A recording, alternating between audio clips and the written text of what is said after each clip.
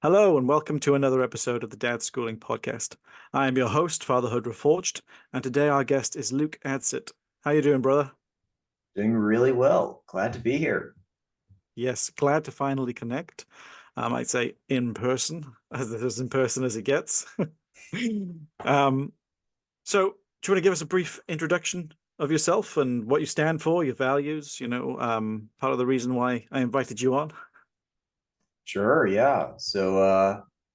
I'm a peaceful parenting coach. So what that means is that I help parents to stop using corporal punishment, timeouts, punishment of any kind, consequences, um, things like these, and to help them move towards using reason as much as possible, explaining, persuading their kids to do things, and as little as possible forcing them to do things.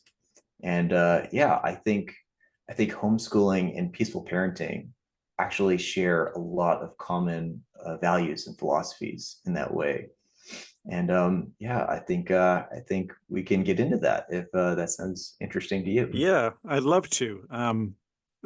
I completely agree. There's the foundational, very similar foundational values and systems there in place. And suppose the flip side of that is how opposed to those values the public school system is. It operates very much in an antithesis to a peaceful parenting approach. But we'll touch on that when we get to it. I'd like to start with the positives rather than go straight out the bat and take down public school. Sure. So you mentioned that really it's about persuasion and reason, which you'd think as the adults we have those skills within us, um, and like moving away from punishment, from the timeouts, the corporal punishment, those isolations, the yelling, the the violence, the emotional manipulation, that sort of um, moving away from those practices. How do you think they align with homeschooling? Can you share some light on that, given that you're the expert? Yeah. Um, so with homeschooling, of course, it's different than public school in many ways, but one of those ways is in a public school, um, you have very limited choice as to what you can be learning when. Hmm. Um, and at some ages, you don't even get to choose any of your classes. Maybe later on, you can choose one or two, depending on where you live and how that works. In homeschooling, you can kind of choose what you want to learn whenever you want to learn, and you can have lots and lots of flexibility. And there's no need to say, you need to be in this room at this time doing this activity. And if you don't do it, you're going to get all these kinds of punishments. Mm-hmm. In homeschooling, you can be as flexible as you want with your kids. Oh, you're interested in, learning about the Wild West today. Let's read a book about that. Oh, today you don't feel like doing math. That's okay. We can. Are you okay if we focus on English today instead, and we'll get to math tomorrow? Like you have flexibility. You can listen to your child's input instead of Mm. being kind of like the slave driver. You must do this right now at this time. No flexibility, very rigid. And if you don't like it, too bad, my way or the highway. And so Yeah. that's one way that peaceful parenting works very well with homeschooling, is that flexibility and that opportunity to listen to your child's perspective and Mm. their input and their desires Yeah. and their needs. That that resonates with me. I like that point. I've never heard it quite described that way. And I think that that's an excellent point you made. One of the themes that you touched on, and this it's in the front of my mind because I recently record the last episode I recorded with Matt Beaudreau. He mentioned about education being about sovereignty and how if education doesn't increase sovereignty, then is it really education? And what you just described is giving your child sovereignty. It's increasing their sovereignty, their personal sovereignty over decisions they make, recognizing their own feelings, understanding that children have good days and bad days, just like we do. Sometimes they're down to do their maths, and sometimes it's been a big day. So that theme, that underlying theme, really resonates with me at the moment of sovereignty, because public school is anything but providing children with sovereignty. As you said, we don't perhaps we don't reflect on it often enough, but that the opposite to that flexibility is obviously the rigidity, but it's force. You are forced to do this. There is no option. We're going to force you to do this against your will, against how you feel, against everything that against anything you might have to say to counter that. It is stripping people of their sovereignty. And that is, once again, the antithesis of peaceful parenting. So it's really, I like that point you made. It's actually, and I'd never really drawn that connection in such a coherent manner. Ooh. So in that vein, we're going to have a lot of parents, certainly a lot of dads in dad schooling, that will ask, the dads who aren't homeschooling yet, how do I get my kids to learn stuff? If they're just going to say, oh, I don't feel like doing maths today. I don't feel like doing maths today all week. I mean, maths is a pretty vital skill, to a certain level. How are you going to navigate those types of situations without saying you have to do maths today in a similar vein as public school does? Yeah. Well, I think the more important the thing is they're learning, the easier it is to persuade them to learn it, right? Mm. But and so I would actually question if they're learning something that is like really hard, to come up with some excuse to make my kid learn this thing. Well, maybe they shouldn't have to learn it, right? And so, peaceful parents, as much as possible, we try to avoid pressuring or forcing our kids to do things. And so that kind of takes away the easy way out, which is just do this or else. Yeah. And you can fill in the blank as to what your favorite or else would be. But peaceful parents reject that way of doing things. We also reject bribing kids to do things. So we wouldn't say, do this, and then we can go to you can get ice cream after, or you can have a candy or a gold star or whatever it is, because that in a way is just as manipulative. It's just as behavior focused, and it's ignoring the underlying motivation and heart of the child. And so, as much as possible, peaceful parents seek to foster intrinsic motivation. We want our kids to learn because learning is important, and not because I'll get a bad grade if I don't do this, or I'll get a punishment, or I'll get a reward if I do this. And so I would say, if you need your kid to do something and they really genuinely do not believe it is something worth learning, first of all, they might be right, and be willing for them to be right, and be willing to question that, first of all. But if it really is an essential life skill, like such as knowing how to read, or do your arithmetic or something, well, show them how often you read. I don't you want to be able to read books one day? You see me reading. I love reading. Reading helps me, gives me an opportunity to read novels, which are so interesting, and I get to explore new worlds, or I get to learn about all these things when I read nonfiction, and I can learn how to do anything in the world because I have access to the ability to read and access to the internet, right?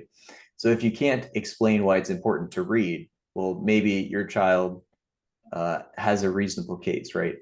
But yeah, I would say, as much as possible, show them and help them believe that it is an important thing to learn. And then when you can do that, they'll just be naturally motivated to learn, and they'll be excited to learn, and you'll give them something to be excited about. Yeah, yeah, yeah. And like you said, it's not the easy way out, because it's very easy as parents in the authority position to just say do this or else. You know, especially, and I can empathize to a degree with some people. It's the status quo. It's an entirely new mindset to adopt. It's you take on a lot of work when you homeschool your children. It can be quite stressful at times. It's easy to lapse into those do this or else, but exactly how you said. I mean, thankfully, reading's an easy one to convince, because one of the things I've said to my children is, like, you want to drive, don't you, when you're older? Well, you need to be able to read to drive. There's a lot of real world applicability to it. In order to function in the real world, you need to do these things. You need to read, you need to write, you need to be able to do basic arithmetic. Yeah, and if I can And that, jump in, yeah, go ahead. another thing is there's also, I think a lot of teachers or parents, they'll put a lot of pressure for kids to do something right now. Mm, But almost always it is not an emergency that this kid does this thing today, right? The kid doesn't need to learn how to read today. Like if he learns next week or a month from now, like that's probably completely fine. And so there is no pressure. We don't have to force it right now. We can say, that's okay if you don't feel like it today. If you're not ready, that's okay. We can wait till you are ready. Um, and let me explain why I think it's such an important thing, but I'm not going to force you right now. We'll get there. We'll get there eventually. yeah, and I think that's really conducive to learning, because I think a huge problem with the public school system is the pressure children are under to learn specific things at specific times, for fear of, I mean, at the very worst case, toe the line or fall behind. The system, the system is continuously moving, and it doesn't stop. The wheel doesn't stop. It doesn't stop for anyone. So if you fall, but if you fall over, the wheel will crush you and you will just be left behind. But that's not exactly conducive to learning, is it? You don't learn under intense pressure like that. You don't learn, at least you don't, it doesn't stick. And then what happens to children is eventually their love for learning dissipates. It's drilled out of them. It becomes a chore. And I want to circle back to one of the points you made before about how learning is a necessary, it's part of life. That's one of the mantras we have here is with our kids, because they all get bad days. And sometimes they say, well, I don't want to do my work. I'm busy doing this, or I really want to do that. Well, actually, learning is for growth. We learn so we can grow as human beings. We don't learn because we have a test to sit. We don't learn because we're being forced to. And one of the sort of the principles we adopt as homeschoolers, at least my family, is that learning is your responsibility. It's your responsibility. And the older you grow, so my kids are 10 and 8, just to clarify, the older you grow, the more responsibility you need to be taking for your education, because it's your growth. I can't force you to do it, but you need to do this to grow. It is a part of life. And if you don't, you'll stay where you are. And you won't grow, you won't have as many experiences, you won't have as many opportunities, you won't be as fulfilled. And that usually sticks most of the time. Whereas, like, once again, public school is the complete opposite to that. And in fact, it's just the antithesis of gentle parenting and peaceful parenting. And I've said it before, and it's stuck with me since I've come on Twitter, and I see a few peaceful parents, a few people preach the message, and then I wonder, do you send your children to public school? And I'd love to talk to someone about it, but I get it. Public school is seen as this integral part of life, but can you preach peaceful parenting and use the public school system? Because it is the antithesis to it. They rely on bribery and punishment. Those are the two pillars, because their job is to keep 30 children in line for 6 hours a day. Whether they learn something or not, well, that's a byproduct. The job is to manage a classroom of 30 children. And that ties into the whole, oh, I could never teach my own children. I could never homeschool. Teachers are these super qualified individuals. I'm not saying that they're not smart, right? Let's get that out of the way at the moment. But the teacher training is not learning biology. It's not learning history. The teacher training is classroom management. It's how do I keep 30 kids in line all day? So what that point, I mean, yeah, I don't want to put you on the spot, but it's almost, how do you balance that? How do you balance being a peaceful parent and using the public school system? Yeah, certainly you'd be compromising on some important values and principles if that's a decision that you made. And some people, something's got to give somewhere, but I think it's worth discussing, if you're trying to reason with your children as much as possible, and then they spend 6 or 7 hours a day with this person that's not interested in reasoning with them, and it's my way or the highway, might makes right, and I have the authority and I'm going to make you do this. Well, they're spending a huge part of their time growing up in a punitive environment, in a non-reasoning environment, an inflexible and rigid environment. And then they come home and it's a completely different dynamic. And so, in the very least, you need to be explaining to your kids, yeah, I reason with you and I listen to you, but in a lot of ways, your teacher won't, and you still need to respect them, even though sometimes they might not be treating you with respect. And that's a really kind of odd and unusual uh, thing for a kid to have to deal with and grapple with and reconcile. Yeah, And so, yeah, there's got to be I an would say awful at lot the of very nuance. least it's inconsistent and hard for the kid to figure out. But yeah, it's complicated, and it doesn't have to be. No, for sure. And I guess it ties down to those values. We can talk about peaceful parenting, we can talk about public school and bribery and coercion, etc., and punishment. But what values does peaceful parenting instill in your children? What is the motive behind being peaceful with them when they're children? And how does that translate into adulthood? Yeah. So when in everyday life as an adult, almost none of the time are we punishing someone else. Are we directly being punished? Almost always we're negotiating with people. We're talking with them, having voluntary interactions, having conversations with them, seeing where they're at, trying to figure things out, trying to solve problems. All of these are non-punitive, non-forceful, non-aggressive interactions. And only if you ever get some punishment from the government or something, really, are you like getting actually punished. And how often does that happen? And then a side note, people that are punished by the government and go to jail, when they get out of jail, like about 90% of the time, the statistic is they go right back into jail doing the same thing. So that doesn't even work in the first place, right? Yeah, yeah. But yeah, so peaceful parenting is setting kids up for the rest of their life.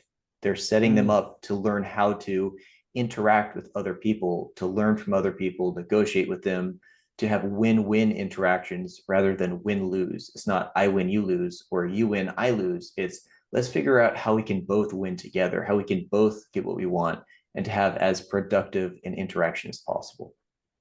I like that.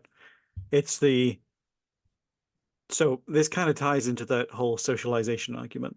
And parents will say, well, my kid needs to go to public school to socialize and learn social skills. An argument I constantly refute. Um, and I fully believe that actually children, even those in public school, they learn their social skills from adults and from older children, people who have social skills. You cannot learn social skills from someone who doesn't have social skills. And circling it back, through this peaceful parenting approach, negotiation, persuasion, talking things through, not punishing people for having different opinions. You actually teach them through leading by example, a really important set of meta skills for life. Like you said, negotiation is a big one. Respect for others, having these win-win discussions, and you also instill with them then a core set of values that allow them to live their lives with sovereignty, with respect for themselves, with the mantra of not tolerating being disrespected, making being disrespected abnormal. It should not be a normal situation. It should not be a normal day that people go through their lives being disrespected. And what should be even less normal is going through life and tolerating that disrespect. And I think on the flip side, that's what public school then teaches, is if we strip back academia from public school and homeschooling and peaceful parenting, what you're actually doing is imparting these meta skills, these foundational skills within them. And by going to public school, you actually strip them of their sovereignty and strip them of their agency. And then you basically tell them you should tolerate overreach, authoritarian overreach. You should tolerate disrespect. You should be waiting to be told what to do. You should be bowing down to authority, whether it's good or bad. And don't even think about it, because you can't challenge the teachers. You can't challenge the school. And even if you think you can, you can't change the way they operate. No one has yet, no one will. But by removing them from that situation altogether, like I said, you teach them this whole concept of personal sovereignty, of actually, it's wrong for me to be treated that way. That was government overreach. That boss does not have a right to speak to me like that. And actually, I'm not going to tolerate that. I'm going to voice my opinion. I'm going to voice my concerns. I'm going to be empowered to do those things. And so I think that's what to me, that's what it looks like when you strip everything back and you strip it down to those core values and those core skills. Yeah, for sure.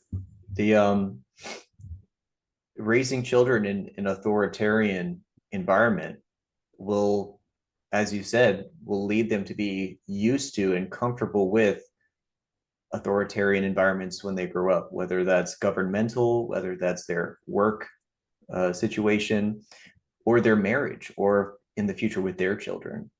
But also that puts them in a place where they're used to being under authoritarianism, but also teaches them, well, if I'm bigger and stronger than someone else, maybe I can be the authoritarian. So there's both sides of that coin there. And yeah, when kids grow up being reasoned with, and authoritarianism to them is like a foreign language. It's like if you never or if you've never been taught Japanese and there's a group of people chatting in Japanese over there, you just won't engage. You will stay away from them because you don't know what they're saying. You don't speak their language. It's just not how you operate whatsoever. And you'll just go to where the people that speak your language are. And you'll interact with them and you'll work with them and you'll get married to one of them and you'll have kids with them and you'll raise kids who speak your language. And it's the same with authoritarianism or reason and peaceful parenting. Yeah. Yeah. And I want to give two recent examples of you incorporating those values directly through our homeschooling journey. So the first one is, very recently I discovered a bumblebee nest in my shed. So one of the panels had actually come loose slightly, and there was a gap that they could go in. And I went in there the other day and kicked something, and there was this huge buzzing noise. Definitely a bit of panic. Didn't know what it was. Could have been wasps or anything. But it turned out to be bumblebees, and thankfully they're very passive. They're not aggressive. A lot more bark than bite. But my kids were super excited when they realized this. So my son was out there with me the whole time, trying to figure out where actually the hive was. And then after that, my daughter and my son spent the next couple of hours researching bumblebees and researching the different types of bees and trying to figure out how we could safely remove them, or what the next steps were, or what deterrents might be, or something, because we didn't want to kill them, and we had no idea how to safely remove, because it's not like one of those proper hard hives you see on in cartoons and TVs. It's like a nest of like leaf litter and old grass and stuff like that they brought into the shed. Hmm. But that flexibility there, that sovereignty, meant that they made those decisions, and we just pivoted. And they learned loads. We learned that we can use vinegar to help. They hate the smell of vinegar. It didn't work, by the way, but we still tried to use the vinegar. They're still there, but thankfully, like I said, they're not aggressive, so we kind of left them where they are. Um, but we had that flexibility and that sovereignty for our children to say, okay, actually, I want to learn about this. And it's one of those instances where you don't have to convince them to do it. They already, they can see the joy and the love. They have a love of learning because they can see the joy in it. It doesn't become a chore like it does in public school. It doesn't become something you have to do in order to go out to play at recess, or these things you have to get out of the way as quickly as possible so you can go out with your friends after school, or something that's eating into your weekend, that when you should be having your time with your family and time with enjoying yourself and relaxing. Um, so that's the first instance. And the second instance is actually a conversation my wife and my daughter had the other day. And we follow a smattering of different curriculums for different subjects. So for maths, or math, as you Americans call it, we use a different curriculum than we do for some of the other subjects. And just following through that curriculum, the curriculum recommended doing 4 lessons of maths a week. And we've been doing that for a few weeks now. And my daughter had a conversation with her mother, my wife, the other day, and said, actually, do you know, I think, and we noticed a little bit of acting out here and there. She said, look, I think 4 lessons is too much. Can we take it back to 3 a week? And we had, there was that negotiation there. There was that I have a right to express myself as a child, even though I'm a child. I have a right to state my opinion. And I'm going to try and communicate and negotiate with you to say, look, I understand why maths is important, and we should be doing it every week, and we should be doing it, X number of times every week. But I think this right now is too much. And, my wife came to the conclusion and said, do you know what? I think maybe it is. Maybe you're right. I was hesitant at first, but we were just seeing what worked. Okay, we'll scale it back. We'll scale it back a tiny bit, and we'll take it down a bit. And we were able to do that. We were able to modify, to nurture, to respect her opinion and feelings in the matter, and really think, okay, yeah, that's great. Let's do something that works for our family, that gives you your sovereignty, that gives you some more peace, that gives you confidence in your ability to come to us and express concern and express your feelings. Because I think that's another big thing about it, is creating that space where actually they don't see us as punitive authoritarians, that if they overstep or if they have an issue, they can't come to us through fear of punishment. Because that's got to be a big element that we see quite a lot in media, in real life, with teenagers in particular. Oh, I've done something stupid. I don't think I can't tell my parents. I have to hide it because they're going to punish me for doing it. And I'll let you elaborate on it, because I guess I said you're the expert, but in my mind, that punishment then leads to a lie, and they then become deceitful. Yeah, no. When you punish 100%, you're setting up an incentive, sometimes a big incentive, for your kids to lie and to hide things from you, or to do things and then not tell you, right?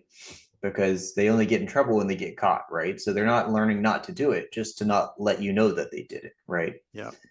And circling back to kind of what you were saying, another approach you might take, if she's, acting out or not wanting to do lessons, is you might want to just find out, why she thinks that. Is it, Mm. or why she thinks that 4 lessons is too many. Is it that she can't focus for, however long it's taking to do the lessons? Does she just need to take a 30-minute break and then come back to it in the same day? Is it that she gets hungry and she can't think when she's hungry? Is it that she just needs to run and she just needs to go run and play for 45 minutes and then she can come back and focus? Or, like, where is this coming from? And when we can get to that root cause, we Yeah.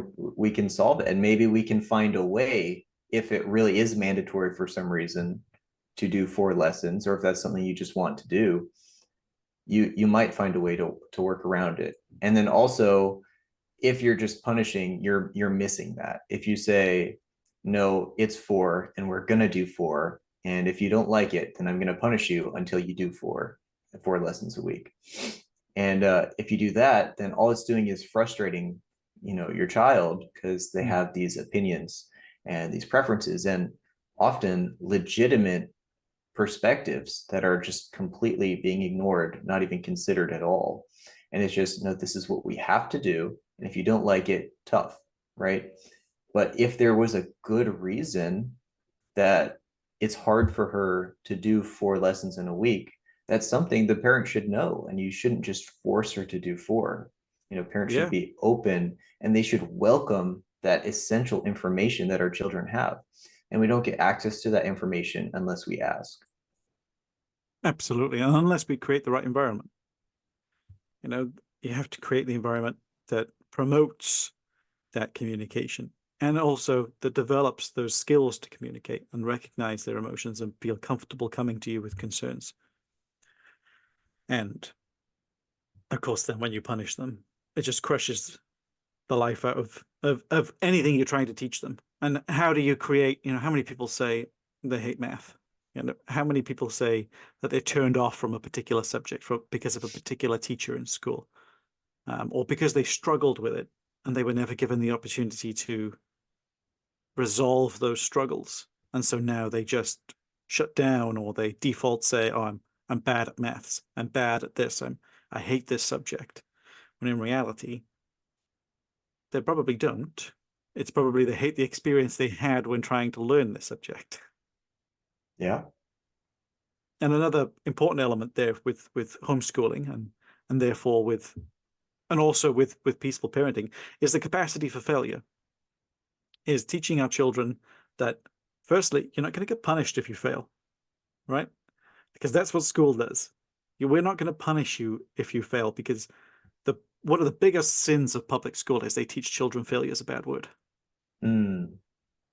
And it is absolutely not. That is the complete opposite of what it is. It is necessary for growth. It is a very fundamental part of life failing. One of the examples I heard recently was talking and walking. Right? Obviously, the difficult things for a child to learn to do, but you still manage to teach them to do it. But B, when your child takes 2 steps and stumbles, you don't punish them because they failed to walk. You don't fail them. You don't give them a bad grade because they failed to walk. You say, well done. That was fantastic. That was a great effort. And guess what? They get back up and they try again. And then they do 3 steps and then they do 4 steps and then they do 5 steps. But it's only because they failed after those 2 steps does their toddler mind start recognizing what they did wrong and start trying to adjust for balance and coordination. And it's the same with talking. When our children say these really cute mispronounced words, we don't fail them. We don't punish them for saying Paschetti. You know, we encourage them. We say that was fantastic. Let me show you how you say it properly. It's do you mean spaghetti? That type of thing. You correct with love and kindness, and you encourage, and they learn through making those mistakes. No child starts speaking and can speak fluent English perfectly. But we seem to lose that principle.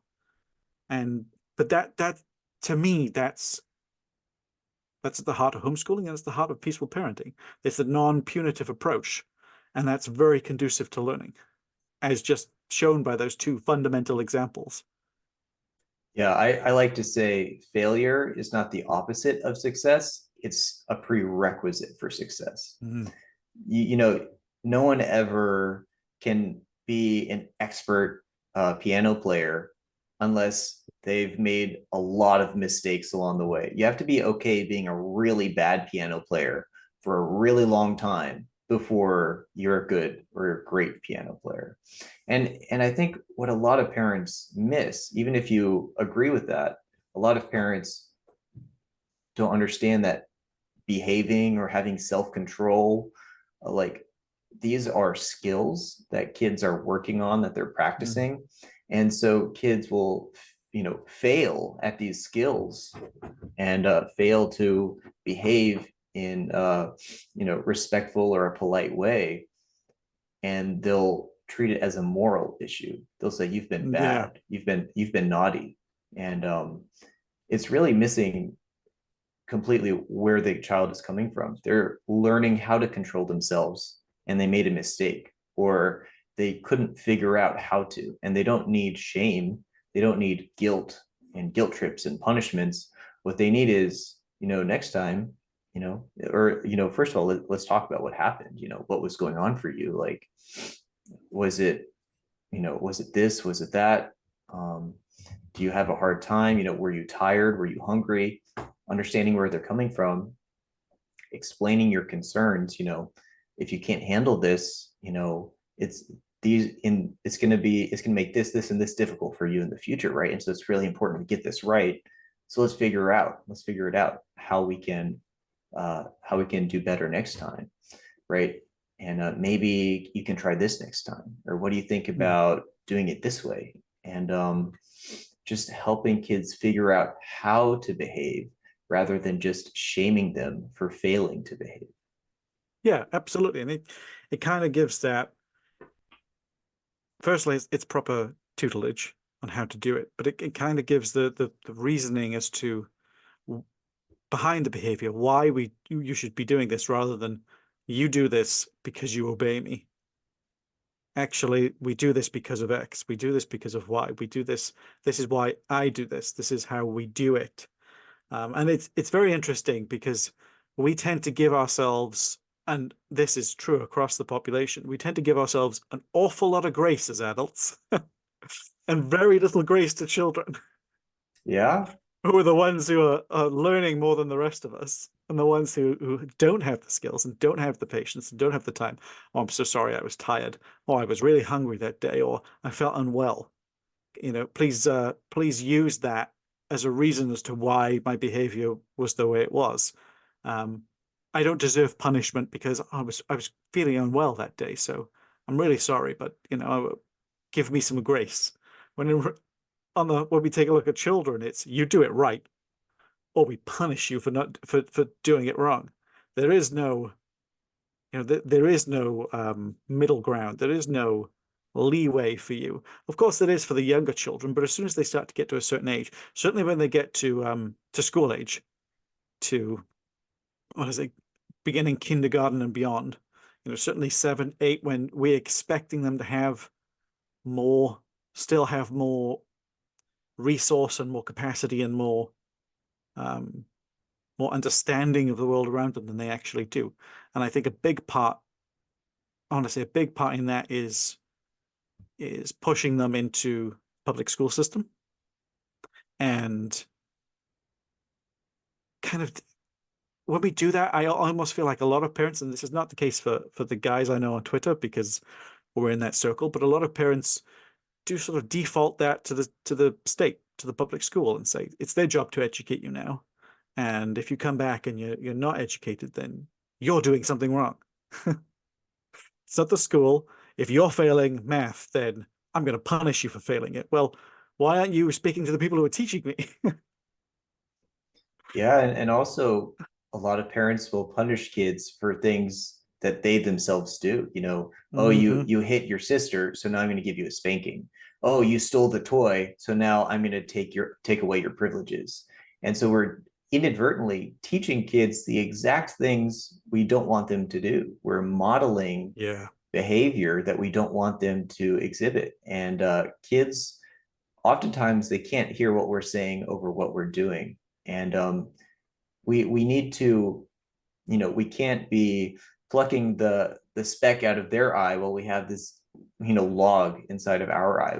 Being a hypocrite is the fastest way to That's lose the word. credibility with our kids. Absolutely. It damages credibility. And I say this a lot, it damages trust. Your children think, and we can use this in a punishment perspective because you are absolutely right.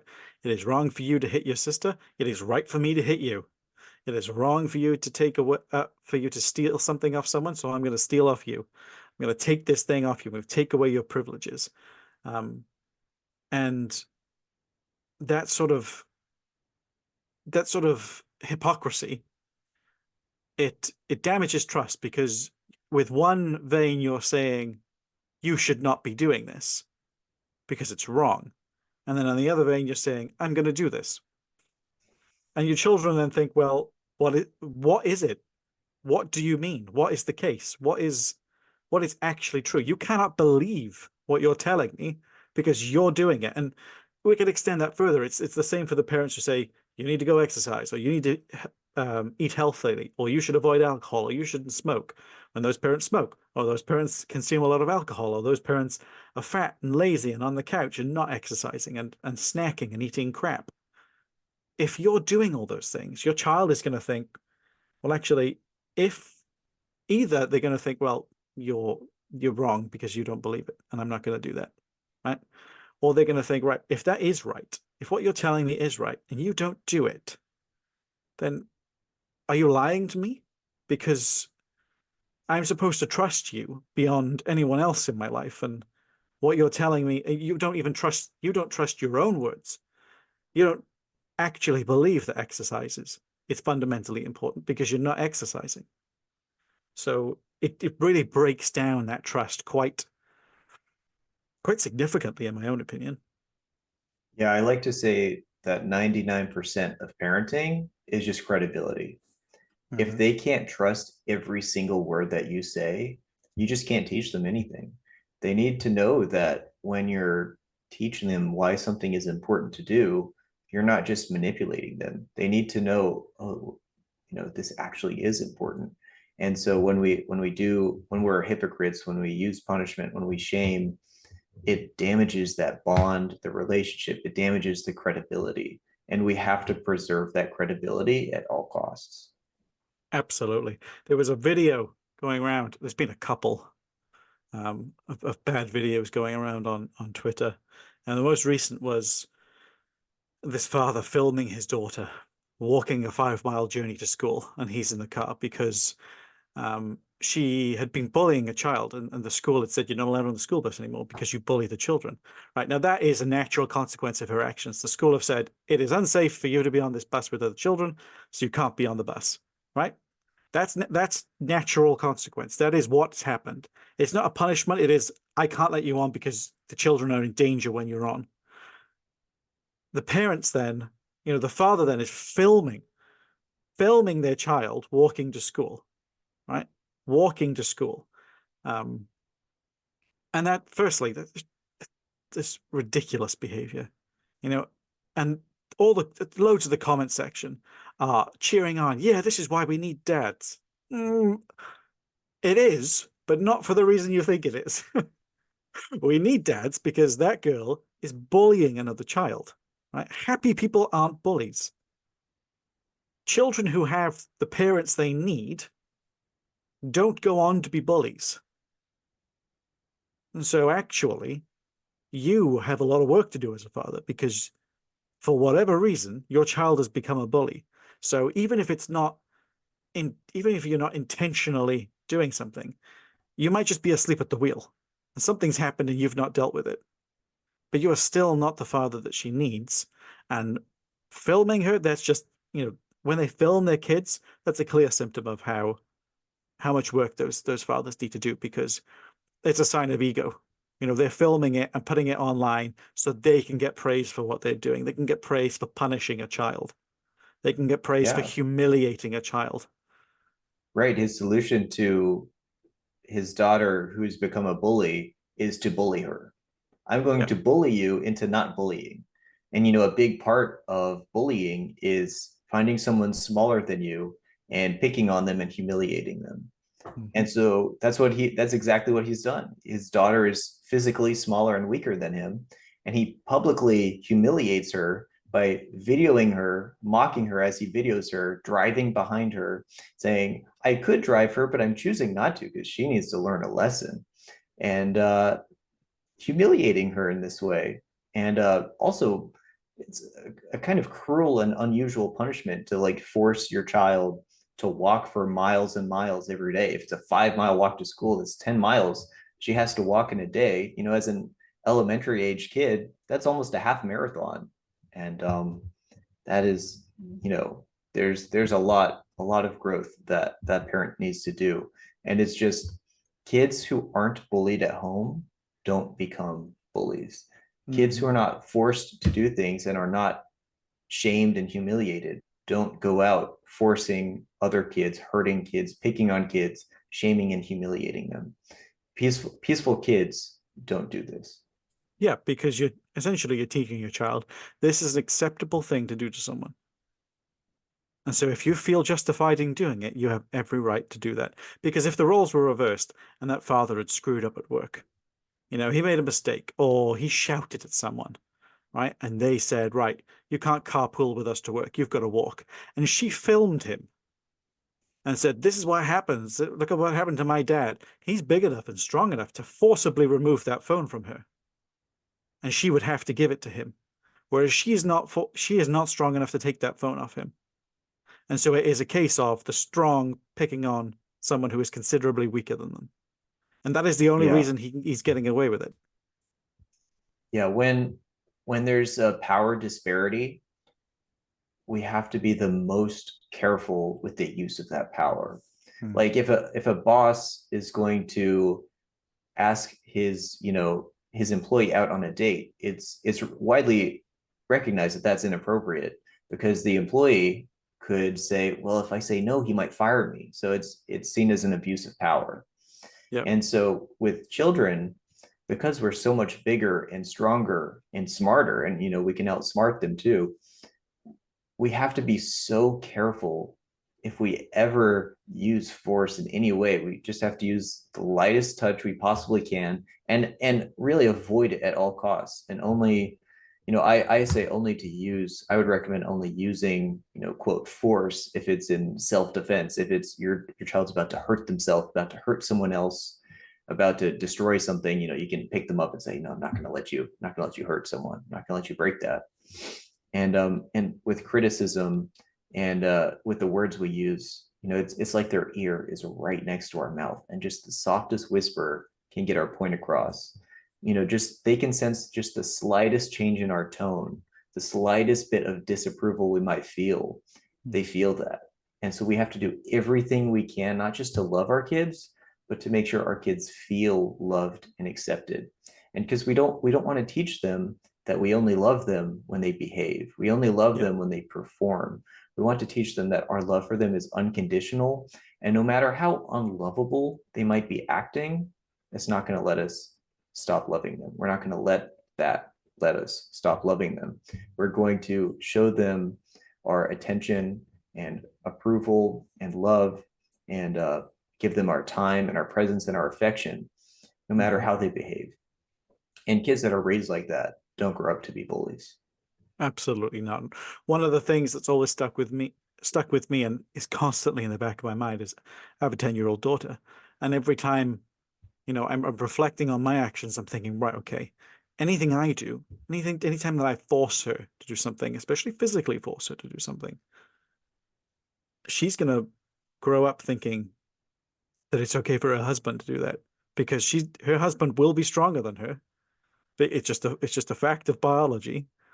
And he's going to be able to force her to do things even against her will. And if she's taught that actually, if people are stronger than me and they're in a position of authority over me, then they have the right to do this, she's just going to tolerate that. And she might never even tell me it's happened because she thinks it's normal and she doesn't think it's bad.